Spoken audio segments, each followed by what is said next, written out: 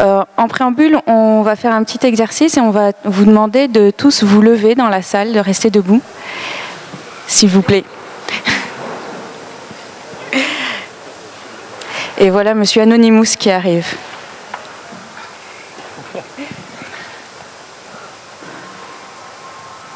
Et Monsieur Anonymous va vous poser quelques questions.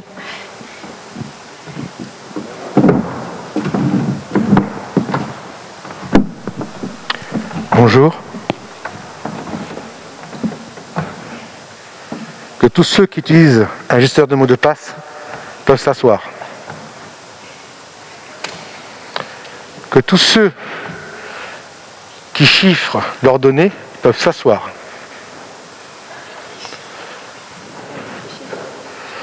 Que tous ceux qui utilisent une messagerie chiffrée peuvent s'asseoir.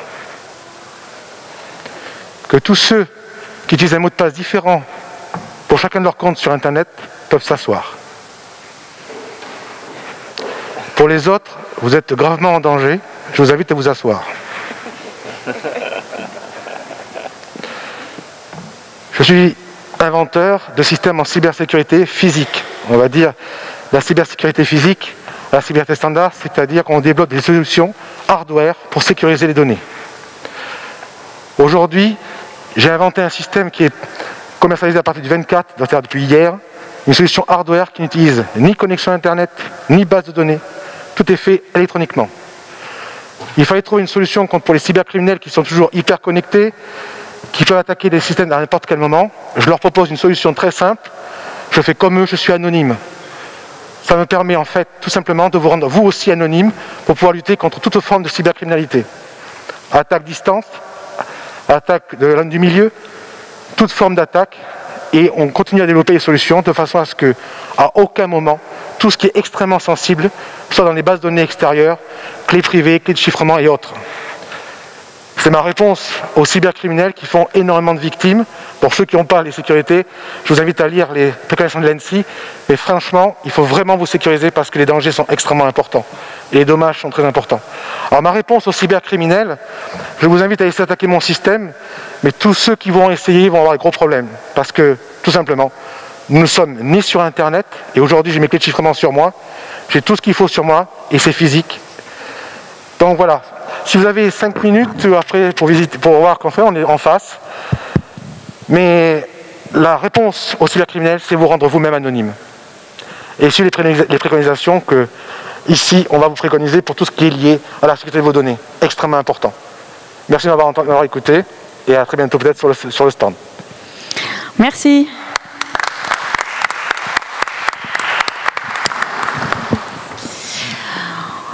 Donc après cette introduction assez démonstrative, on va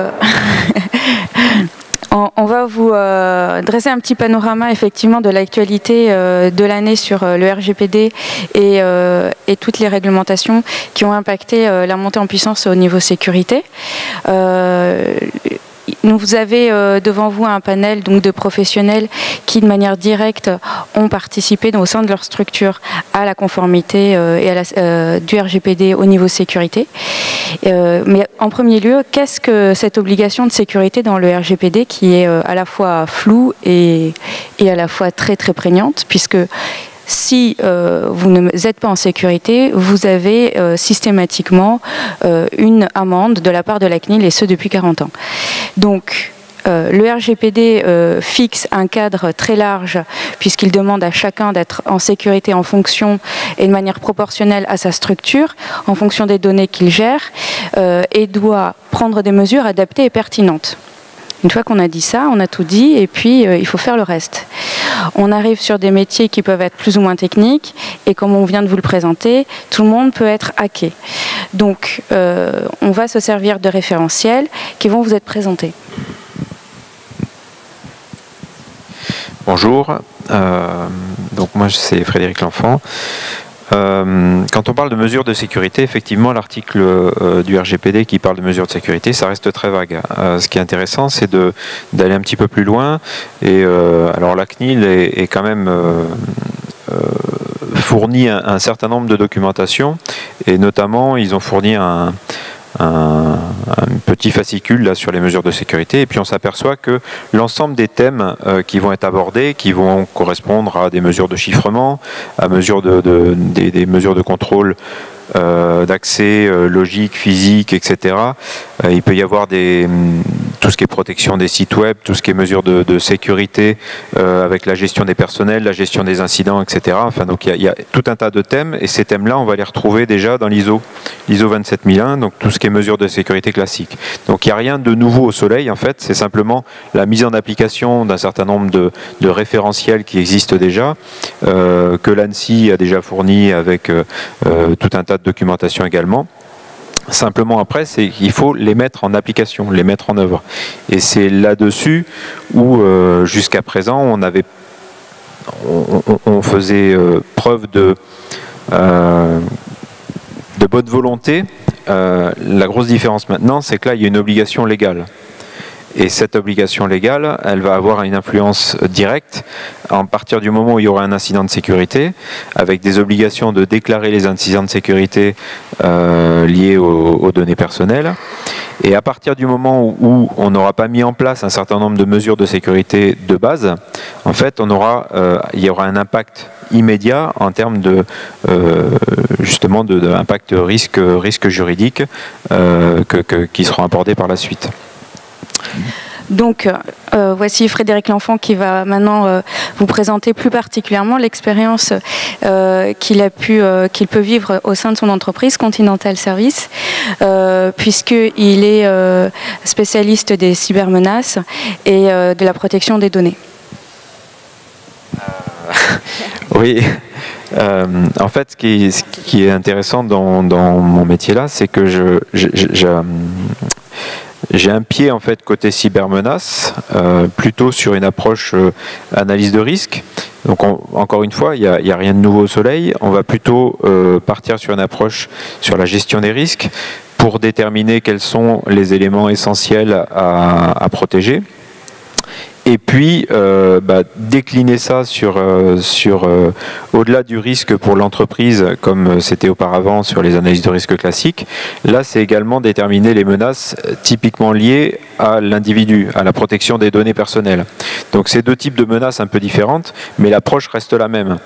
Donc là, en l'occurrence dans mon entreprise, on a vraiment réuni la partie cybersécurité et protection des données, de manière à avoir un tronc commun pour les analyses de risque sécurité classique, et en même temps, dès que on prend en compte un traitement qui va prendre en compte la donnée personnelle, mettre en place directement les mesures de Privacy Impact Assessment, c'est-à-dire l'analyse de risque, mais typiquement liée à la protection des données personnelles.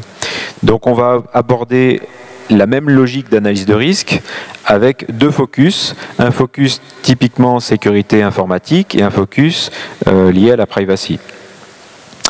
Voilà en tout cas ce qu'on a mis en place chez nous, avec un process à mettre en place de la sécurité dans les projets, de la sécurité sur l'infra, et donc prendre en compte la sécurité des données personnelles. Est-ce qu'il y a eu une vraie révolution pendant cette année, ou bien finalement c'était une continuation de pratiques qui étaient préexistantes? Alors en l'occurrence, nous on est quand même sur une société nouvelle, donc nous l'intérêt c'est qu'on a tout construit directement avec ces bases-là. Parce que l'entreprise dans laquelle je travaille a été créée récemment et travaille sur les problématiques des véhicules connectés. En fait, donc on a pris en compte cette organisation-là dès le début, et ce qui est une bonne chose, avec un partenariat réellement entre les projets et puis vraiment le mariage réel entre la cybersécurité et la protection des données. Donc une montée en puissance, et dans un an? Dans un an, on sera encore plus mature. Après, encore une fois, la sécurité, c'est pas un état, c'est un processus. Donc c'est quelque chose qui évolue en permanence, et on peut jamais dire qu'on est au point. En permanence, en fait, il faut se remettre en question, et en permanence, il faut auditer, etc. Donc dans un an, j'espère qu'on aura encore plus de maturité, encore une fois. Mais je pense que c'est un domaine où on n'est jamais arrivé, en fait. En permanence, faut être capable de rentrer sur un cycle de vie et de processus, quoi. Merci. On va passer la parole à Madame Stéphanie Bousqueiré, qui est RSSI de l'ATOCOR, et qui va nous présenter justement cette année 2018. Alors 2018, RGPD, un cauchemar, une horreur. Un truc, mais c'était indicible. Une overdose complète de avec mon antivirus, vous serez conforme au RGPD, avec mon firewall, vous serez conforme au RGPD, avec mes services de consulting, vous serez conforme au RGPD. Enfin, une horreur. Le plus compliqué pour moi, le RGPD en 2018, ça a été de résister aux assauts et aux vagues commerciales. Parce que c'était quand même une belle opportunité pour nos amis commerciaux. Mais véritablement, c'était pas une grosse révolution. Alors peut-être parce que, contrairement à Continental Services, la TECOR est une maison centenaire. Donc ça fait très très longtemps qu'on travaille aussi sur ces sujets-là. On avait une prise en compte de la problématique de protection des données personnelles anciennes sur les bases de la CNIL, hein, tout simplement. Donc la grosse révolution, elle a eu plutôt lieu du côté juridique où il a fallu qu'ils se remettent au travail un peu pour faire toutes les adaptations des contrats, des process. Donc là, ils ont encore un chouette chantier à faire. L'avantage aussi d'être peut-être dans un secteur B2B, c'est que comme je dis souvent, moi des clients, j'en ai 5. Donc mon fichier client, il n'est pas très très compliqué à sécuriser. Donc on travaille principalement sur les données des salariés. Et de travailler sur les données salariées, ça veut dire faire sortir le sujet de la conformité, de la cyber, du seul giron, du juridique et du RSSI. Moi, ça fait presque 2 ans que je suis en veille sur le RGPD. Donc on était plutôt prêts.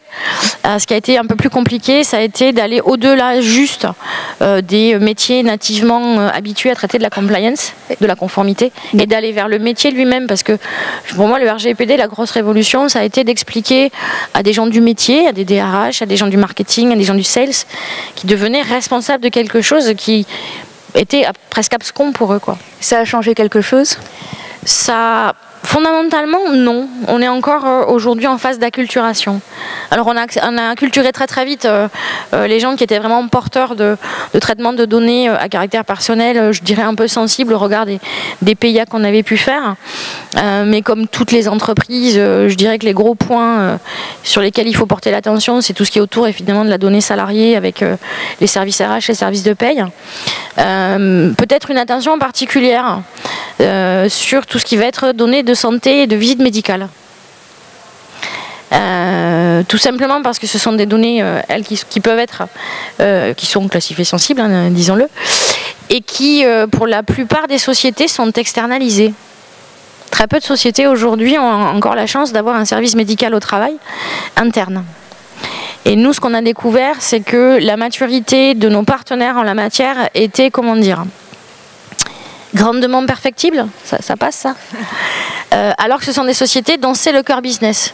Donc ça veut dire qu'il ne faut pas non plus faire l'hypothèse que c'est des spécialistes du sujet, ils vont savoir faire, j'ai pas à m'en préoccuper. Non, c'est la co-responsabilité de traitement qui devient là véritablement touchy à gérer. Donc du coup, en fait, ce premier bilan, c'était qu'en interne, c'était pas forcément mauvais, mais par contre, à l'égard des sous-traitants, des prestataires extérieurs, c'était plutôt un grand chantier. On s'est aperçu que la principale zone de risque, elle était là, pour nous aujourd'hui. Donc acculturation en interne et accompagnement aussi de certains de nos prestataires, notamment sur la partie juridique, mais pas que. Parce que c'est pas parce que c'est écrit dans un contrat que c'est fait. Et donc les pratiques de cybersécurité en interne, elles n'ont pas ou peu évolué ? Elles n'ont pas évolué plus que ça. Je sécurise mes données personnelles comme les autres. D'accord. La complexité, c'est de les repérer un peu plus finement pour venir après aller chercher la technicité, notamment tout ce qui va être pour arriver à supprimer une donnée. Aujourd'hui, quand la réglementation nous dit vous devez être capable d'aller chercher toutes les données de Madame Michu et d'aller supprimer tout ce que vous avez dans vos archives, quand vous posez la question aux équipes infra, elles vous disent oula, c'est chaud ça. Ça, c'est parce qu'on peut remonter très loin dans le fil des données. Effectivement, les questions sortent souvent dans les mails. Est-ce qu'il faut aller supprimer jusqu'à chaque mail de la personne qu'elle nous a envoyé? Est-ce qu'il faut... voilà. Ça c'est aujourd'hui le vrai gros chantier technique qui va embarquer du juridique et de l'informatique. Sur le reste des processus, on n'est pas spécialement inquiet. Et dans un an? Eh ben, dans un an, j'espère qu'on fera un feedback en disant on est super à l'aise, on est hyper confortable. Et il n'y a plus aucun risque à ce niveau-là. C'est pas vrai. Je suis d'accord avec Frédéric, hein, la sécurité, c'est pas une destination, c'est un voyage. Et c'est un voyage qui peut être long, plus ou moins pénible, plus ou moins douloureux. Mais non, ce qui était plutôt bien, c'est que ça a permis malgré tout de faire émerger le sujet de la cybersécurité et de la protection des données à des niveaux où on avait du mal à le pousser jusque-là. Puisque quand vous commencez à dire 4% du chiffre d'affaires en amende, si on se fait attraper, vous atteignez des strates de direction et de décision qu'on a du mal à atteindre avec juste il faut protéger les données. Donc ça, pour le forcing marketing a permis au moins ça, il faut voir ce côté positif. Merci Stéphanie. On va passer la parole à Frédéric Toreil, qui est PDG de Middeal et qui va présenter son application. Donc bonjour à tous, moi je suis le quota startup en fait des intervenants, en sachant que notre boîte a été créée en novembre et qu'on lance notre solution ce mois-ci. Et en fait on a vécu RGPD plutôt comme une opportunité. De toute façon on n'avait pas le choix, puisque notre solution c'est un comparateur et une capacité à demander un devis sans donner ni son mail ni son numéro de téléphone, pour faire très simple.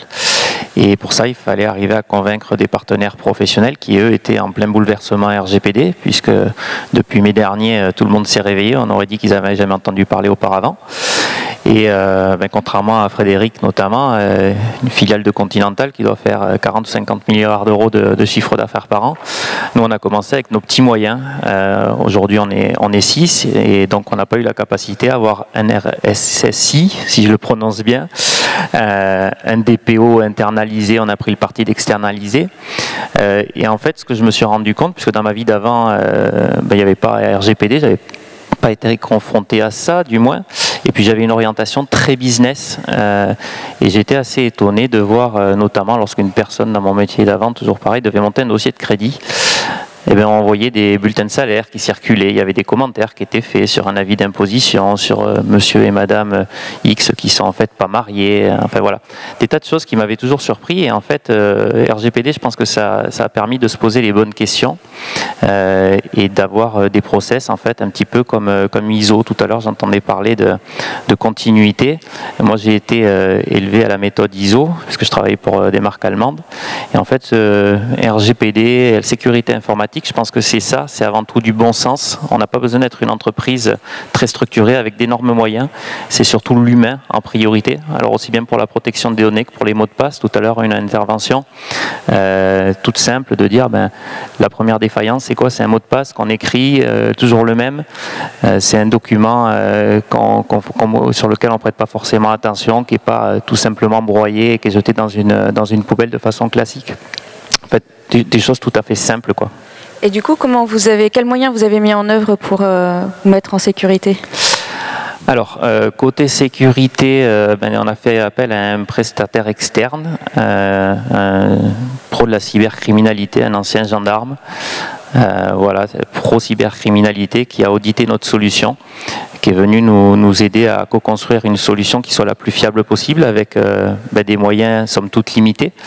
Donc encore une fois, ça a été du bon sens, c'est le rappel de toutes ces bonnes pratiques. Aujourd'hui, on est en train d'écrire notre histoire, donc tous les jours on découvre qu'on peut bien évidemment s'améliorer, et on travaille avant tout sur l'humain, puisque la première défaillance c'est l'humain, et ça demande pas des moyens colossaux, c'est juste d'être sensibilisé, de faire attention. On a un DPO externalisé aussi pour venir vérifier quelque part au quotidien que ce qu'on met en œuvre répond bien à la RGPD. Donc pour répondre à votre question, c'est savoir bien s'entourer de professionnels qui soient en capacité de répondre à notre demande, qui rentre aussi en termes de budget dans ce qu'une start-up peut consacrer à ça. Donc voilà, c'est important de savoir bien s'entourer. Oui. Et ça vous a coûté plus cher d'être en conformité et en sécurité? Alors ça ne nous a pas coûté plus cher pour le coup, puisque quand on s'adresse à de grandes marques et quand on est une toute petite entreprise, quand on commence à nous poser la question, est-ce que vous avez un responsable de la sécurité informatique, est-ce que vous avez un DPO, si au moment où on vous pose la question, vous n'avez pas anticipé tout ça, déjà que c'est pas évident d'ouvrir la porte, de mettre le pied dedans et d'aller parler aux interlocuteurs, d'aller convaincre que son produit est bon. Derrière, il y a la phase 2, c'est la sécurité informatique de la grande boîte et la notion de protection des données. Et si vous n'avez pas préparé le terrain et si vous n'êtes pas prêt, votre business il s'écroule. Donc non, au contraire, ça a été une opportunité d'être prêt, c'était un vrai investissement et on est content de l'avoir fait. Oui. Et du coup, dans un an? Dans un an, j'espère qu'on aura peut-être un responsable de sécurité informatique, qu'on aura un DPO internalisé et au CAC 40, ouais, peut-être pas encore. Mais non, oui, vraiment, en fait, cette notion d'amélioration continue et de travailler avant tout sur les hommes plutôt que sur les machines, parce que voilà, je pense que le premier point de défaillance, il peut venir de là, et à pas oublier, parce que moi, ma nature, c'est très business, c'est d'aller faire du chiffre d'affaires. Et voilà, jamais oublier ça, parce que de toute façon, on peut faire le chiffre d'affaires qu'on veut. Si demain matin on a une mauvaise publicité comme quoi les données de nos utilisateurs ont été revendues, ce sera très compliqué d'aller convaincre des partenaires. Donc c'est de la prévention avant tout. Voilà. Très bien, merci. Nous allons aussi ensuite écouter une autre entreprise qui est une belle entreprise toulousaine également de paiement en ligne, Lyra Network, avec Thibaut Pousset qui est le RSSI de Lyra Network et Rebecca Mas, DPO, conformité, voilà. Oui, donc nous, l'approche a été... En fait, l'arrivée du RGPD a modifié notre approche par rapport à la protection des données personnelles. C'est vrai que le RGPD, c'est pas grand-chose de nouveau. Avec la CNIL et 78, plus tous les amendements, il y avait déjà un cadre existant. Disons que juste d'un point de vue pragmatique, analyse de risque, l'impact, s'il y avait des fuites de données personnelles, vu le type de données qu'on manipule, n'était pas forcément très grand pour l'entreprise. Donc on était plus en mode best effort, on ne va pas aller trop chercher à avoir une conformité excellente, on va concentrer nos efforts sur d'autres... ah oui, c'est mieux comme ça. Sur d'autres sujets, disons, plus importants. Là, avec l'arrivée du RGPD, le bâton a grandi, donc l'impact en cas de fuite de données personnelles est devenu plus important. Et on a décidé de prendre le sujet un peu plus sérieusement et de travailler sur la mise en conformité. Alors, le marketing de la peur dont on parlait avec tous les éditeurs du monde de la sécurité qui veulent vendre des solutions RGPD ready a fait son effet. Donc, et on va dire la direction a été sensibilisée par ça et a compris l'intérêt que ça pouvait avoir de mettre en œuvre des moyens, d'engager des moyens en tout cas sur la mise en conformité. Et donc, on va dire assez tardivement, mais bon... c'est la vie d'une entreprise pas gigantesque. On a formé un binôme donc avec Rebecca et on a démarré le chantier de mise en conformité du RGPD, de mise à niveau aussi de ce qu'on fait d'un point de vue protection des données personnelles des citoyens. Donc en fait, c'est un binôme qui est intéressant, RSSI, juridique ou conformité qualité, c'est ça ? Alors oui, on avait, au-delà de notre activité première de prestataire de services de paiement, on a aussi notre activité qui a été développée, qui est celle d'établissement de paiement, pour lesquels on est aussi sous le contrôle de l'autorité de régulation française, qui aussi, en plus de la CNIL, nous oblige à être en conformité avec un certain nombre de règlements et donc aussi la protection des données. Ce qui fait qu'on s'est rendu compte avec Thibaut qu'on ne pouvait pas travailler tout seul, chacun dans notre coin, et le RSSI et le DPO, parce que ça englobe, la sécurité englobe un champ d'activité bien trop large que celui purement technique ou celui purement juridique qui est la renégociation. En tout cas pour nous, ça a été ça, la renégociation des contrats, notamment avec les groupes avec lesquels nous travaillons, qui sont souvent des groupes des établissements de crédit et des banques, qui nous ont aussi mis pas mal de contraintes en termes de responsabilité contractuelle, pour lesquelles du coup on a dû revoir notre politique, notamment en termes d'assurance de cybersécurité et aussi en termes de politique interne sur nos process et et préciser aussi tout ce qui était techniquement fait chez nous. Les banques ont été assez exigeante en termes de détails, pour savoir exactement ce qu'on faisait, comment on chiffrait nos données, jusqu'où on allait. Donc on a eu énormément de contraintes de ce côté-là, plus que ce que nous avons dû développer en interne de manière technique, mais on a dû plus décrire nos process et plus rassurer nos interlocuteurs. Donc en fait, vous étiez une entreprise qui était déjà sécurisée, parce que c'était votre cœur de métier, mais vous avez un petit peu modifié votre façon de travailler pour pouvoir à la fois correspondre à la conformité, mais répondre aussi à vos partenaires. C'est ça, on a eu 2 enjeux, donc effectivement un enjeu organisationnel déjà, donc se structurer de manière à d'une part faire redescendre l'information au niveau du RGPD, donc faire redescendre l'information au niveau des métiers et au niveau des collaborateurs, mais aussi faire en sorte que cette information elle remonte au DPO et RSSI dès que des nouveaux projets se créent, afin d'être certaine qu'on soit en constante conformité avec le RGPD. Ça a été une première chose. Et puis effectivement, la deuxième contrainte a été toutes les problématiques de mise en avant de ce qu'on faisait déjà au niveau technique. Donc une diffusion un peu autour de vos pratiques de sécurité à vos partenaires. Exactement. Parce que vous vous retrouvez en tant que sous-traitant finalement des banques, c'est ça? Oui, on est sous-traitant de l'ensemble de nos clients même. Et donc les banques qui ont elles-mêmes des clients se retrouvent sous-traitants des banques qui sont elles-mêmes sous-traitantes de leurs clients. Donc on a une chaîne de sous-traitance qui est assez importante et qui du coup nous impacte directement vu qu'on est les derniers maillons de la chaîne. Du coup, en fait, cette problématique de sécurité, elle est rémanente dans toute cette chaîne de sous-traitance. Exactement, c'est tout à fait ça. C'est-à-dire qu'on a, les demandes parfois des clients de nos clients qui reviennent chez nous, auxquels on doit répondre pour que, en fait, en termes de sécurité, en termes d'information, etc., pour pouvoir être conforme aussi, prouver notre conformité au RGPD. Et en termes de sécurité pure, de pratiques internes, ça a modifié les comportements ? Disons qu'on a quand même 2 paradigmes qui sont distincts. La sécurité dans une entreprise, le but d'une entreprise, ça reste quand même de faire des bénéfices à la fin de l'année et de rémunérer les actionnaires, entre guillemets. Donc quand on a une démarche de sécurisation des activités de l'entreprise, on cherche à sécuriser les assets de l'entreprise en premier lieu. Et là, on a un règlement qui vient et qui est là pour protéger les assets des citoyens. Donc la cible à protéger n'est pas la même. Donc forcément, ce qui est en place n'est pas forcément en corrélation avec les intérêts des citoyens, donc il faut modifier, il faut tordre un peu le cadre, le gabarit pour qu'on arrive à faire rentrer tout ça dedans. La partie technique, disons qu'on a quand même de très fortes contraintes de sécurité aujourd'hui de par nos activités dans le domaine bancaire. Donc techniquement parlant, on n'avait pas forcément besoin d'entreprendre beaucoup de chantiers.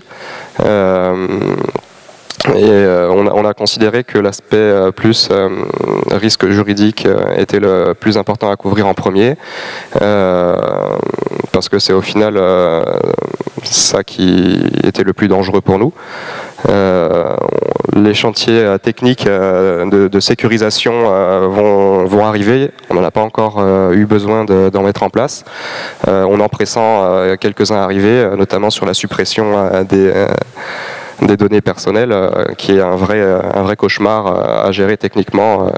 On nous demande, suivant les différentes normes, règles et contraintes, de conserver des logs ou de conserver des données pendant une certaine durée, et que ce soit pas altérable, qu'on ne puisse pas les modifier, que l'intégrité soit garantie.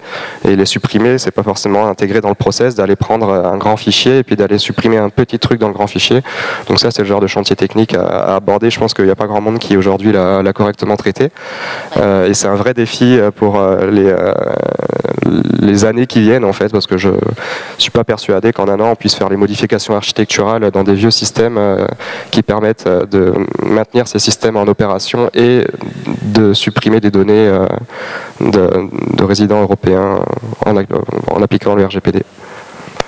Merci, c'est très clair. Donc d'ici un an, en fait, la continuation des chantiers en cours, qui ne sont pas nombreux, mais une amélioration des pratiques pour justement avoir des données qui soient supprimées, donc mis à jour, supprimées, avec la problématique. On sent que c'est une problématique qui revient, qui est récurrente, de comment aller chercher une seule donnée qui doit être supprimée parmi un amalgame, parce que c'est des clusters, c'est ça, c'est des petits logs. Ça... oui, c'est disons que on va mettre sur des bandes magnétiques stockées dans des coffres-forts certaines données dans ce qu'on appelle des PRA. Donc si jamais il y a un incident, qu'il faut qu'on remonte tous les systèmes, il faut qu'on puisse éventuellement récupérer par exemple des données qu'on avait. Donc on va les sortir du coffre-fort et puis on va les restaurer. Comment on fait pour prendre cette bande magnétique et puis aller supprimer quelque part juste le nom et le prénom d'une personne dans un mail par exemple, dans une donnée qui n'est pas forcément structurée. C'est le problème de la donnée non structurée et le fameux privacy by design dont on parle et qui a aujourd'hui quasiment aucune application dans l'industrie, que ce soit les logiciels d'entreprise ou les logiciels développés en propre par les entreprises pour leurs besoins ont le privacy by design. Donc tous ces changements vont être extrêmement coûteux, quoi. Et donc l'idée à terme, c'est de faire de cette gestion de la donnée personnelle du business as usual, si je puis dire. C'est que dans les processus existants de l'entreprise, dans la manière de travailler normale de l'entreprise, on prenne en compte le problème de la donnée personnelle. Ça, c'est de l'acculturation. Et donc, c'est un travail de long terme. Ça, voilà. Merci Thibaut, merci Rebecca. Oui, on va faire passer vers SFR. Juste pendant que le micro circule, une parenthèse sur le Privacy by Design, Security by Default, c'est effectivement les deux grandes obligations, les deux grands piliers du RGPD qui obligent effectivement à mettre en conformité le système d'information, le logiciel, le CRM dès sa conception et donc finalement à mettre l'organisation orientée RGPD dès la mise en place, dès la naissance de l'organisation. Effectivement, personne ne peut le suivre, personne ne peut pour l'instant respecter ça puisque les organisations sont préexistantes et nativement n'était pas RGPD, mais il faut effectivement tendre, c'est un peu l'objectif des conformités, tendre pour qu'on devienne ce by design, c'est-à-dire c'est dès la conception en conformité. Donc Monsieur Sébastien Vieux qui est bonjour de SFR. Consultant cyber. Voilà, consultant cybersécurité. Donc je suis plutôt orienté vers les clients qu'en interne. Hein. Donc je peux. Donc vous mettez en conformité les clients de SFR. Alors je mets en conformité justement. Alors là, c'est surtout ce que je ne fais pas. Et ce que le juridique chez nous, pour introduire un peu ce sujet, c'est surtout ce que le juridique ne veut pas qu'on dise. Parce que si je vous dis que je vous mets en conformité, sinon vous prenez une amende, je vais bien me faire taper sur les doigts. Donc je ne mets pas en conformité. Et toutes les solutions qui disent conformité, RGPD, on va vous mettre en conformité, je ne sais pas comment ils font, parce qu'il y a un risque extrêmement important. Si demain il y a une amende de 4% du CA, comment on fait? Alors les conseillers ne sont pas les payeurs, est-ce que c'est comme les comptables pour les déclarations d'impôts? Je ne sais pas, mais... S'il y a une faute professionnelle, ça peut remonter. Voilà, mais ça devient un procès, ça devient des problèmes. Donc c'est ce qu'on ne fait pas, c'est mettre en conformité. Par contre, on accompagne à aider à atteindre un niveau de sécurisation qui correspond plus ou moins à ce que les données nécessitent. Donc il y a ces deux notions. Nous SFR, donc je suis bien SFR business, hein, je ne suis pas SFR grand public, on a 140 000 clients. Donc ça fait déjà... Sur la France. En France, 140 000 clients. On a des offres hébergées en propre. On revend des solutions de sécurité à ses clients. On a tout le réseau télécom opéré qui fait transiter pas mal de données personnelles. Et on log des choses. Donc, et on est obligé de les loguer hein, parce que l'État nous impose certaines règles. En tant que fournisseur d'accès ou en tant que fournisseur d'accès et en tant que on a par exemple des sollicitations alors je sais plus le nom juridique exact, mais quand la police nous demande les commissions rogatoires, merci, voilà réquisition, quand on nous demande des infos sur telle ou telle IP, que ça soit sur le portable ou sur un accès des guests hein, par exemple, parce qu'on pourra en parler des guest access aussi avec le RGPD. C'est les extranets, c'est ça? Les guest access, par exemple, quand vous êtes dans un hôtel et que si la personne qui est dans l'hôtel fait accède à un site pédopornographique parce que l'hôtel filtre pas, ce qui est en général le cas, on va nous demander des infos, nous, en tant qu'opérateur. L'hôtel est censé loguer aussi pour donner des infos de qui y a accédé. Donc déjà, il y a un problème de RGPD au niveau de l'hôtel, puisqu'il est censé avoir le numéro de la chambre et qui était dans cette chambre à quelle heure et quels accès il a fait. Par contre, normalement, il n'a pas le droit de loguer l'URL complète, mais juste le site auquel a été accédé. Il y a aussi une non-conformité de la plupart des solutions de guest access à ce sujet. Bon, c'est vraiment quelque chose qui est très compliqué. Et en fait, le point que je voulais aborder, c'est que c'est la première fois, moi ça fait 15 ans que je fais de la cybersécurité, c'est la première fois que je travaille avec des juristes. Ah. Il était temps. Non, mais on préfère pas leur parler, c'est trop compliqué ce qu'ils nous racontent. Donc, on en avait un peu parlé pour tout ce qui était obligation de log et contrôle d'accès. On travaillait un petit peu très rapidement avec les juristes, mais c'est la première fois qu'il y a une réglementation qui combine autant les deux. C'est-à-dire, je dirais même, c'est plus une réglementation pour le juridique que pour la cybersécurité. Et c'est vrai que c'est un défi parce que, par exemple, la DPO externalisée. Nous, on aurait bien proposé des services de DPO externalisés. Sauf que le DPO, il est censé apporter des conseils juridiques. Une entreprise, si elle apporte des conseils juridiques, il faut qu'elle ait des avocats inscrits au barreau, sinon elle n'a pas le droit de le faire. C'est-à-dire que moi, si je veux apporter à mes clients du conseil, du DPO externalisé, il me faut des avocats au barreau. C'est pas trop mon business model. Donc c'est compliqué aussi d'apporter à la fois le conseil cyber et le conseil juridique. C'est vraiment c'est quelque part presque un nouveau métier qui est en train de se créer. Il faudrait des experts cybersécurité inscrits au barreau. Et pour l'instant, il n'y en a pas beaucoup. Non, je vous confirme. Voilà. Mais c'est peut-être le métier de demain concernant cette réglementation. Moi, j'ai un autre problème. Après, on peut aussi dupliquer le modèle qui est là et qui marche bien, c'est d'avoir des binômes, chacun étant dans son métier, comprenant finalement, pouvant dialoguer avec l'autre, l'ingénieur IT, cyber, etc. Ça marche bien aussi.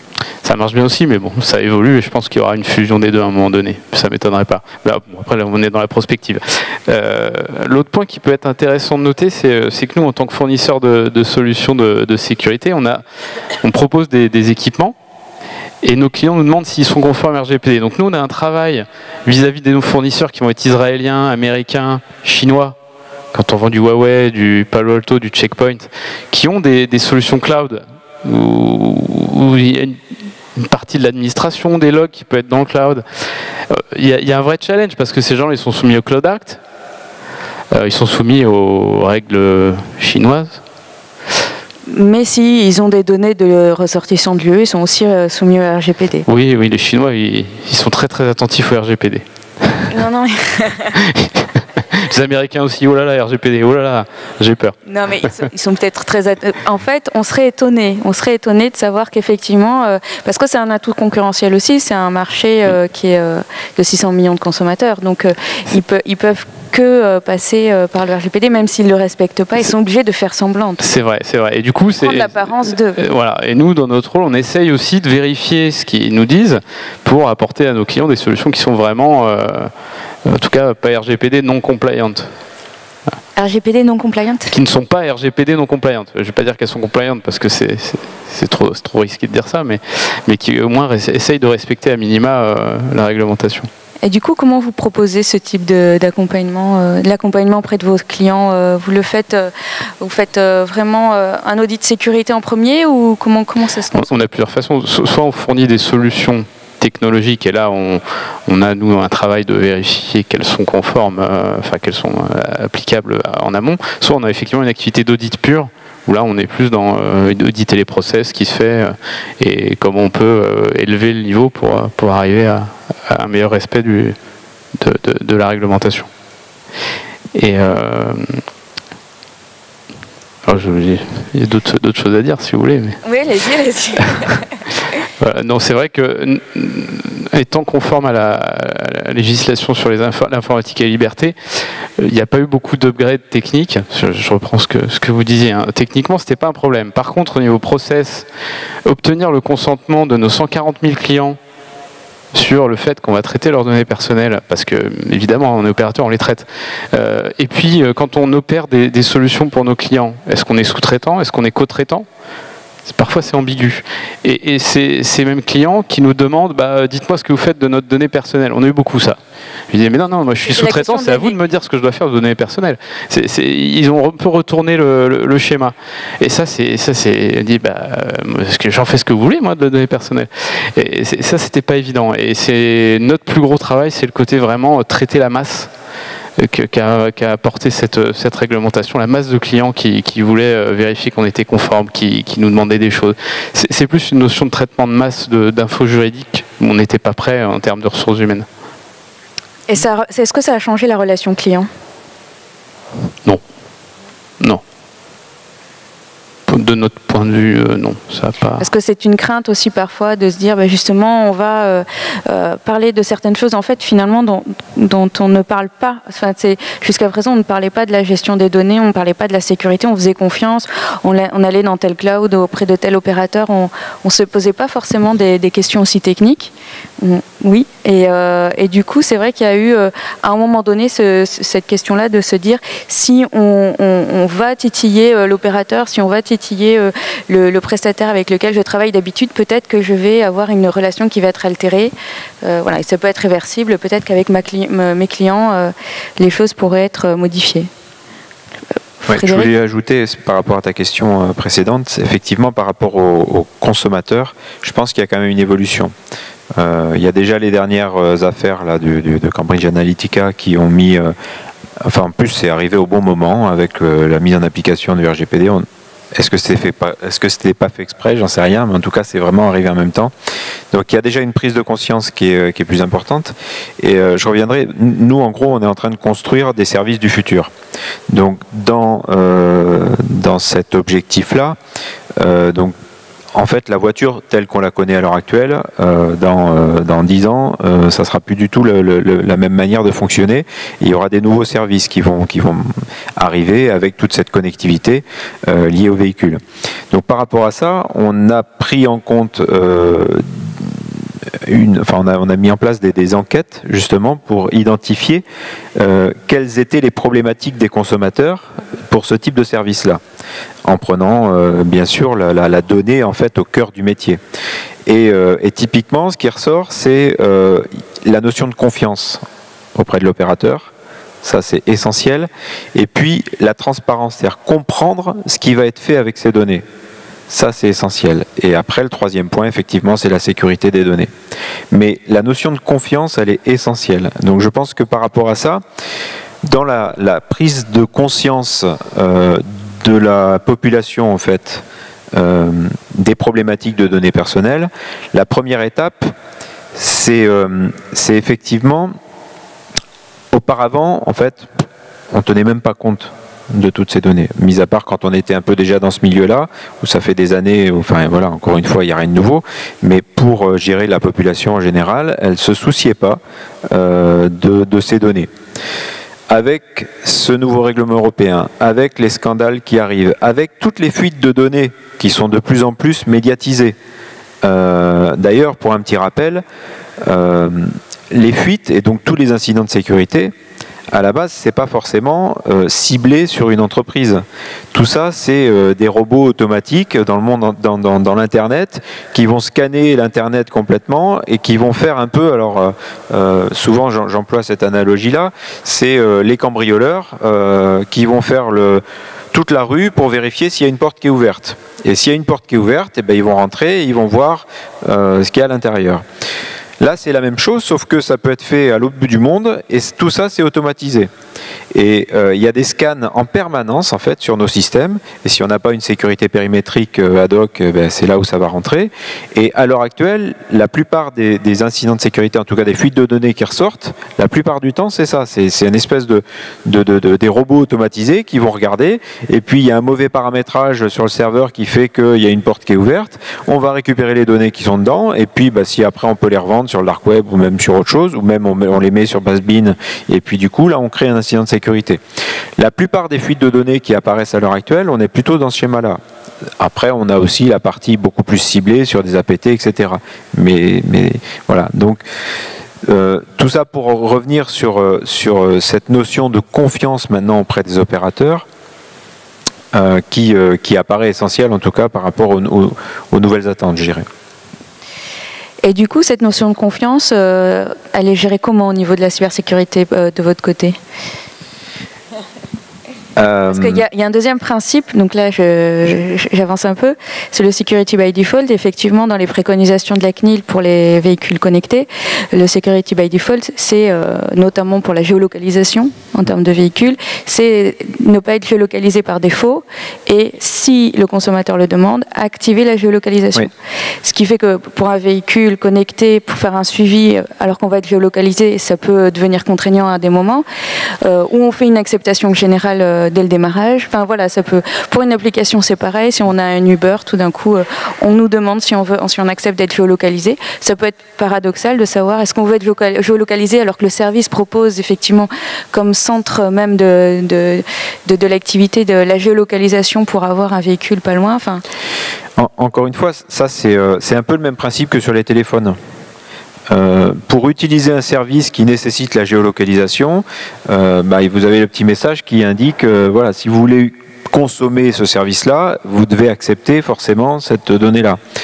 En même temps, vous avez la possibilité de désactiver cette géolocalisation. Donc là, on est de toute façon sur ce principe-là, où on doit laisser le choix à l'utilisateur d'activer ou désactiver ce type de service-là. Au-delà de la base légale contractuelle, voilà. Mais il y a effectivement certaines données où on doit à chaque fois laisser la possibilité à l'utilisateur en fait d'activer ou non le service. Je reviendrai juste sur comment arriver à prouver. Là, on revient sur le fondement même du RGPD, c'est la conformité. C'est-à-dire que ce qui est quand même réellement nouveau, je rejoins tout ce qui a été dit, c'est-à-dire qu'en termes de sécurité, voilà, il y avait déjà beaucoup de choses qui se faisaient. Par contre, on n'avait pas l'habitude de le documenter. Enfin, on a forcément eu l'habitude de documenter, mais la documentation sous la forme conformité, être capable de prouver un consentement, c'est pas pareil dans le temps.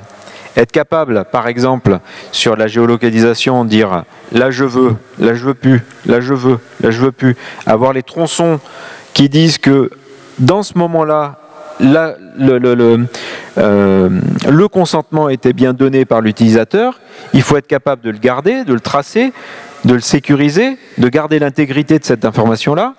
On est sur d'autres problématiques. Enfin, c'est pas nouveau. Simplement, la conformité, arriver à prouver ce qui est fait, ça c'est nouveau. Avec la difficulté également de ne pas pouvoir conserver trop longtemps la donnée elle-même de géolocalisation. Et là on revient sur les problématiques d'archivage avec des durées de conservation, avec tout ça. C'est-à-dire que c'est pas une question, c'est des questions multiples, complexes, et avec des domaines qui se relient entre l'aspect juridique, l'aspect technique, l'aspect qualité, parce que là on revient vraiment sur la conformité, on n'est plus sur des notions de qualité, de process, etc. Et c'est là où c'est passionnant, c'est arriver à faire travailler différents métiers ensemble. Merci. Est-ce que vous vouliez... Éventuellement, j'avais un petit pour terminer. Nous, ce qui nous embête le plus, c'est un peu le sujet. Qu'est-ce qui est simple, qu'est-ce qui est pas simple. Ce qui est pas simple, je trouve, c'est les zones grises. C'est le moment où la donnée est personnelle, le moment où elle l'est plus.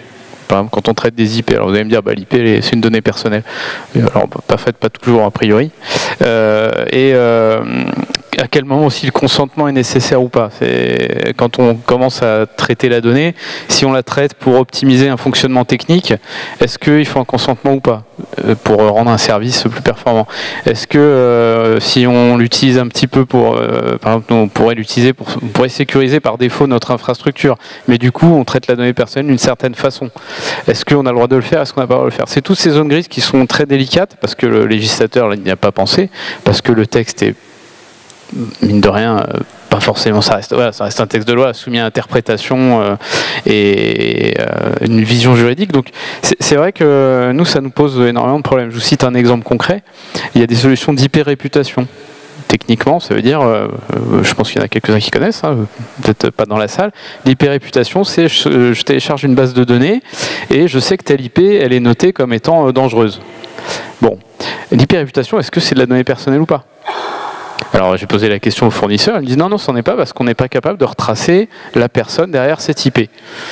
Je serais tenté de dire c'est pas tout à fait juste. On peut facilement, avec une IP, retrouver la ville, voire même, si elle est un peu isolée, la personne.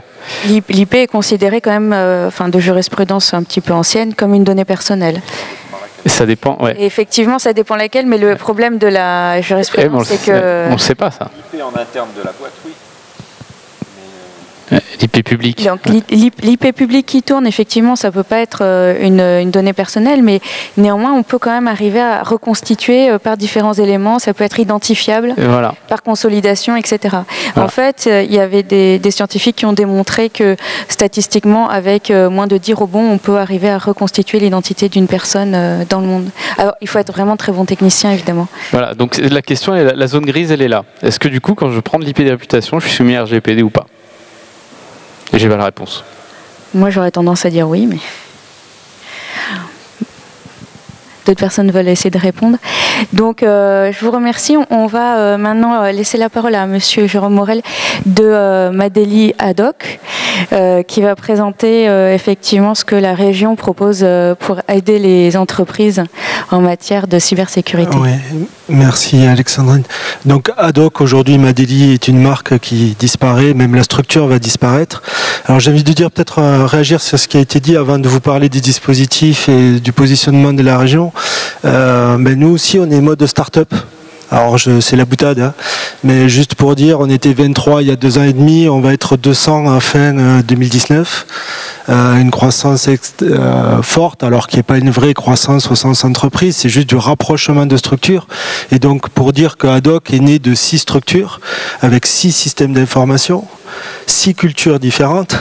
Bon, je vous passe tous les détails des différences, mais tout ça pour dire qu'aujourd'hui on est dans un chantier qui est énorme vis-à-vis de la RGPD, vis-à-vis de la cybersécurité, avec des choix qui sont quand même des fois difficiles. C'est est-ce qu'on dégrade la sécurité d'une structure pour pouvoir mieux communiquer avec l'autre, ou est-ce qu'on attend que l'autre soit à niveau, avec des problématiques de personnalité aussi, de culture, hein. On parlait d'acculturation, mais en interne, c'est-à-dire mettre tout le monde dans la même ligne vis-à-vis de cette responsabilité liée à la donnée, responsabilité liée à la sécurité.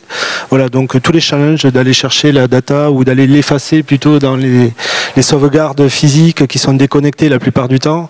Voilà, tout ça c'est avec un enjeu de collectivité publique. Alors, on est soumis au même régime qu'une entreprise, hein, donc c'est vrai qu'on doit être aussi exemplaire. On a quand même de l'information sur les entreprises qui peuvent être des fois sensibles, elle n'est jamais très très sensible, mais on a quand même beaucoup d'informations.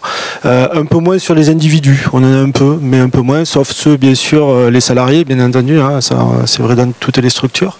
Mais voilà, donc il y a de sacrés enjeux et on se fait accompagner. On a fait le choix aussi d'avoir un DPO externe, mutualisé, et ainsi de suite. Alors que la région se préoccupe beaucoup de la sécurité économique des entreprises, de la sécurité de l'information, la protection des actifs immatériels dans les entreprises. Du coup, ça fait un petit moment maintenant qu'au travers des différentes agences et aujourd'hui d'Ad-Hoc, qui est l'agence de développement Occitanie, on porte des actions pour vous aider à acquérir de la compétence, l'identifier la plupart du temps, dans un premier temps. Et donc, pour cela, la région a mis en place un certain nombre de dispositifs financiers. Je ne vais pas vous faire l'inventaire aujourd'hui, ils sont assez nombreux, mais qui peuvent vous permettre dans des phases soit de développement de solutions pour les plus experts, soit dans la mise en place, la refonte de toute la numérisation de l'entreprise et de la transformation digitale même de l'entreprise, si on prend dans la globalité toutes les révolutions ou organisations changeantes liées à la transformation numérique. Il y a des dispositifs financiers qui peuvent vous aider à acquérir la compétence, à aller chercher des prestataires, des partenaires pour opérer ces transformations. Depuis, j'allais dire depuis peu, non, c'est demain, à partir de lundi, donc on aura une ressource à plein temps sur la cybersécurité au niveau de l'agence, que certains d'entre vous connaissent forcément. Il s'agit de Caroline de Rubiana, qui était à la mêlée il y a encore quelques temps, animatrice de la commission cybersécurité. Donc qui sera là aussi pour vous accueillir, tant côté expert de la cybersécurité que du côté utilisateur, avec un enjeu, c'est de porter un projet régional d'un centre technique qui sera orienté vers les PME, TPE, pour justement être en capacité d'identifier les compétences, les bouquets de services adaptés pour les TPE, PME. Centre qui devrait voir le jour, on va dire, dans l'année, au moins pour le démarrage opérationnel, qui a vocation à fédérer tous les acteurs économiques, donc plutôt côté expert. Donc si vous êtes intéressé et que vous êtes dans ce cas-là, n'hésitez pas à vous faire connaître des fois qu'on ne vous ait pas identifié. C'est aussi l'idée de permettre aux entreprises du territoire Occitanie de se mettre dans des démarches de progression. Voilà, donc notamment lié à cette cybersécurité. Alors RGPD peut-être un peu moins parce que les aides sont moins orientées vers les obligations légales, mais par contre tous les systèmes qui vont vous permettre d'être en conformité ou tous les outils peuvent être par contre aidés financièrement par la région. La plupart du temps à 50% pour vous donner un ordre d'idée. Et donc ce centre technique, voilà, il aura la vocation de faire un lien entre une offre qui est appropriée et orientée vers les PME-TPE et les PME-TPE de tout secteur. Voilà, et de leur permettre de venir tester leurs produits, leurs systèmes, voire même encore une fois de se mettre dans une démarche de progression. Merci, c'est un beau programme que la région propose aux entreprises de toute taille, du coup, si j'ai bien compris. Alors, toute taille, même si on a un focus PME-TPE, par contre, dans les offres experts, on a forcément des grands comptes, des intégrateurs et des plus petites sociétés PME-TPE qui sont aussi éditrices de solutions de cybersécurité. Merci. Est-ce que quelqu'un peut rajouter une... Donc, on a fait le tour et on a tenu l'horaire. C'est... Directive Nice, est-ce que quelqu'un veut... Oui, est-ce que vous connaissez la directive Nice? Merci. Est-ce que vous avez des questions sur la directive Nice? Est-ce que vous la connaissez? Déjà, la question, est-ce que vous connaissez la directive Nice? Non. Alors en fait, c'est un peu RGPD a fait pas mal de buzz, et Nice... un petit peu, mais quand même nettement moins, et pourtant c'est très lié.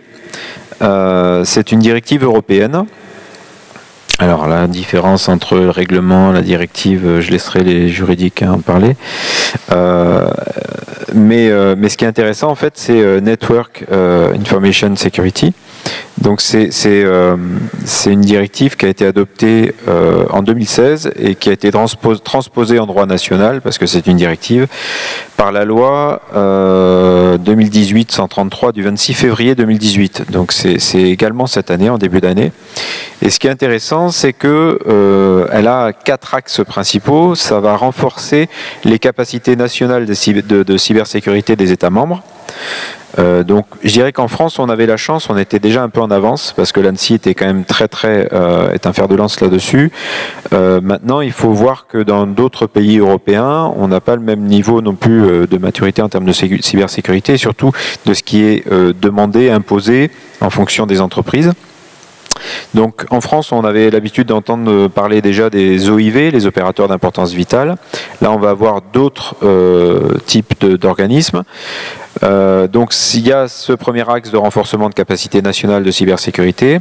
Le deuxième axe qui est la mise en place de coopération entre les États membres. Donc là, ça va être aussi pour améliorer toute cette interaction sur la cybersécurité, et notamment ça sera pris en compte par l'ENISA, qui est l'agence nationale, même au-delà, européenne, qui va coordonner la cybersécurité. Et puis ensuite, il y a l'instauration d'un cadre réglementaire pour renforcer la cybersécurité sur 2 types d'organisations qui vont être les opérateurs de services essentiels et les fournisseurs de services numériques. Donc 2 types d'organismes à distinguer des OIV.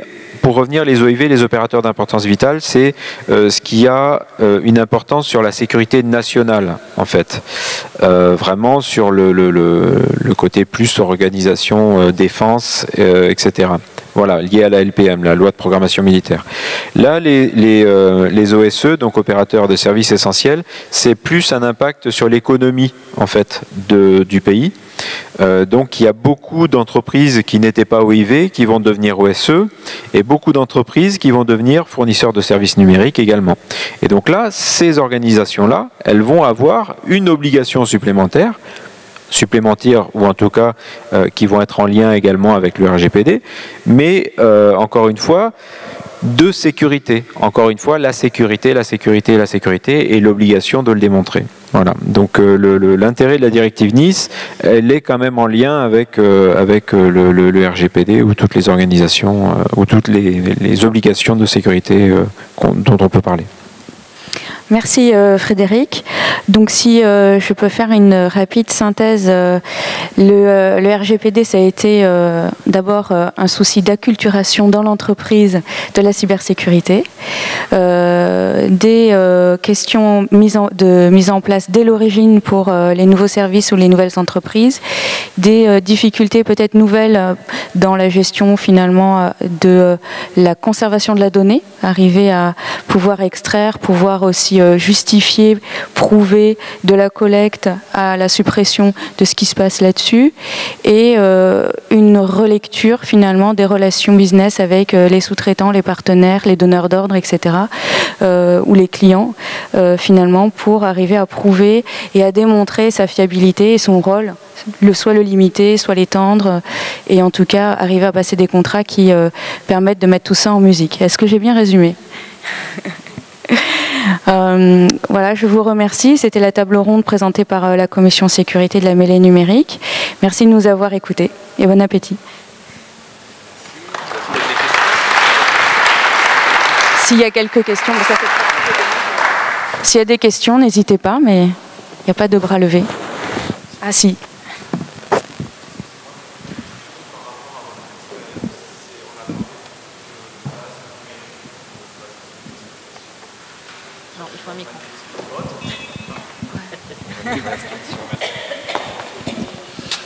Je vous remercie.